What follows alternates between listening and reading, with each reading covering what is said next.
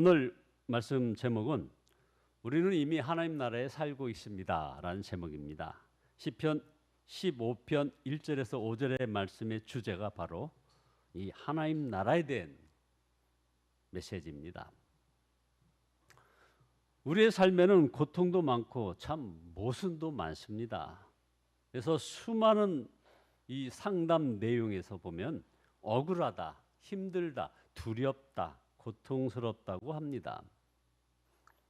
왜 이렇게 인생은 복잡하고 고통스러운 것일까요? 그러나 이 모든 고통, 혼란, 탄식은 진정한 진리 하나를 알고 나면 한 번에 사라져 버립니다. 그 진리는 하나님의 나라가 있다는 것입니다. 그래서 시편 기자는 이 시편 15편 1절에서 말을 합니다. 여호와여 주의 장막에 머무를 자 누구오며 주의 성산에 사는 자 누구오니까? 이 말씀은 예루살렘 성전에 들어가 하나님께 제사할 수 있는 사람의 어떤 자격에 대한 그런 말씀입니다. 당시 예루살렘 성전 앞에는 이 출입을 통제하는 문이 있습니다. 성전에서 제사를 드리고자 하는 사람들은 통상 제사장들인 이 성전 문지기에 허락을 받아야 했습니다. 신명기 23장에 등장하는 성전에 들어갈 수 없는 사람들의 조건이 명시되어 있습니다. 그러나 이 말씀은 단순히 성전에 들어가 제사에 참석할 자격을 말하는 것이 아닙니다. 오늘 이 시편 15편의 이 말씀은 하나님 앞에 나아가는 자격을 지금 말하고 있는 겁니다. 어떤 사람이 하나님의 나라 백성인가에 대해서 말한다 이겁니다. 우리는 하나님 나라를 바라보는 눈이 열려야 합니다. 그러면 모든 것이 달라집니다. 신명기 3장 23절에 모세가 하나님께 요단강 건너편에 들어가게 해달라고 간구하는 그런 부분이 나옵니다. 40년 광야길을 지나서 드디어 도착한 가나안 건너편에서 모세는 하나님의 약속하신 그 땅에 들어가고 싶어서 견딜 수가 없었습니다. 그러나 하나님은 정말 냉정하게 거절하셨습니다. 그만해도 족하니 이 일로 다시 내게 말하지 말라. 어찌 그리 단호하셨을까요? 정말 의아할 정도입니다. 그 말을 들은 모세는 얼마나 힘들었을까 생각하는데 우리 성령께서 깨닫게 해주십니다. 천국을 보아도 아쉬웠을까? 천국에서 모세가 지금도 아쉬워할까 하는 그런 깨달음을 주시는 거죠. 결론은 아니었습니다. 아무것도 아닐 것입니다. 오히려 하나님 잘하셨습니다 할 것입니다. 우리가 예수님을 믿고 받은 축복은 하나님이 살아계심을 아는 것입니다. 그런데 동시에 열리는 눈이 하나님의 나라가 임하였다는 것입니다.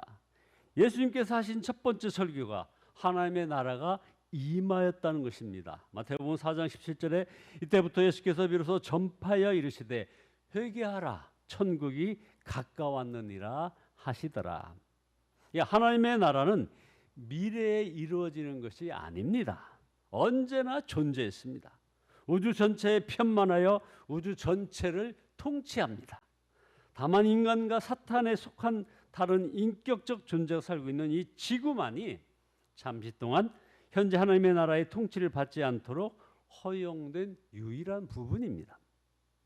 그런데 예수님의 오심으로 하나님의 나라가 인간에게도 임하였다는 것입니다. 이 세상이 전부가 아니다. 하나님의 나라가 있다. 이것을 정말 알게 된다면 충격 그 자체입니다. 세상이 전부인 줄 알고 열심히 살다가 끝에 가서 하나님의 나라가 있음을 알고 나면 얼마나 허무한 줄 아십니까? 이 진리를 알면 모든 것이 다 바뀝니다. 그래서 요한복음 8장에 보면 진리를 알지니 진리가 너희를 자유케 하리라. 그러니까 모든 방황, 낙심, 좌절, 열등감, 불평, 불만에서 건짐을 받습니다. 그런데 세상 사람들이 곤혹스러운 것은 예수 믿는 사람들이 하나님의 나라가 있다면서 전혀 안 믿는 사람들처럼 보이는 것입니다. 세상 사람들은 정말 알고 싶어 합니다. 하나님의 나라가 있느냐? 예수님을 믿으면 하나님 나라에 가느냐? 그것을 알고 싶어 합니다. 시편 15편은 하나님의 나라를 믿는 사람의 모습은 어떨지에 대해서 말씀하고 있습니다. 오늘 본문에서 네 가지 특징을 말합니다. 첫째, 정직하다는 것입니다. 시편 15편 2절에 정직하게 행하며 공의를 실천하며 그의 마음에 진실을 말하며, 한마디로 정직하다는 겁니다. 세상에서는 정직하게 살면 손해봅니다. 그래도 정직하게 살고 거짓말하지 않습니다. 손해보는 것을 알지만 하나님의 나라에 속한 것이 훨씬 더 좋으니 그렇게 하는 것입니다. 거짓말은 마귀에게 속한 일입니다. 하나님 나라에 속한 자는 이것을 압니다. 하나님의 나라를 모르면 세상 풍조에 따라 욕망을 따라 삽니다. 눈앞에 유익이 되면 쥐저도 의리도 다 저버립니다. 두 번째, 하나님 나라를 믿는 사람의 모습의 두 번째는 함부로 남의 말을 하지 않는 겁니다.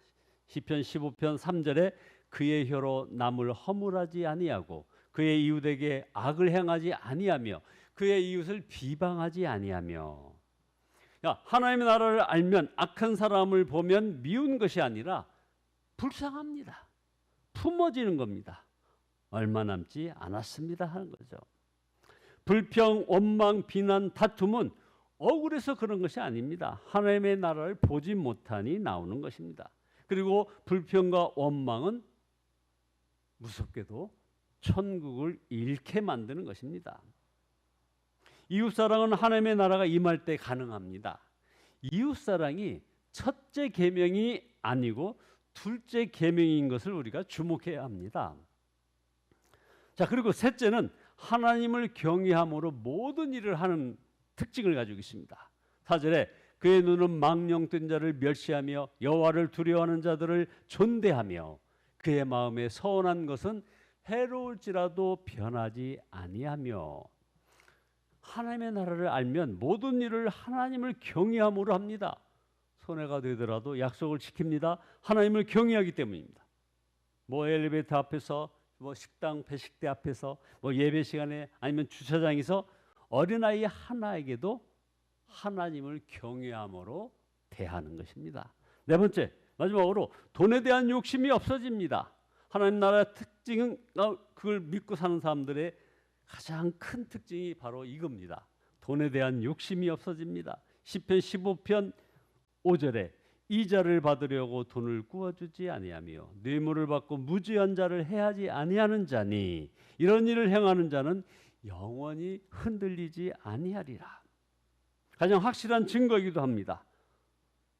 여러분, 돈보다 예수님이 좋아졌습니까? 천국에 대한 묘사 중에 황급길이라는 표현이 나옵니다. 왜 황급길일까요? 그 천국은 돈을 밟고 사는 곳이라는 것이죠. 여기서도 천국을 누리는 자는 돈의 유혹을 이길 수 있습니다. 그러나 하나님의 나라를 모르는 사람은 오직 돈입니다. 고리이자 뇌물, 이런 유혹을 이길 힘이 없습니다.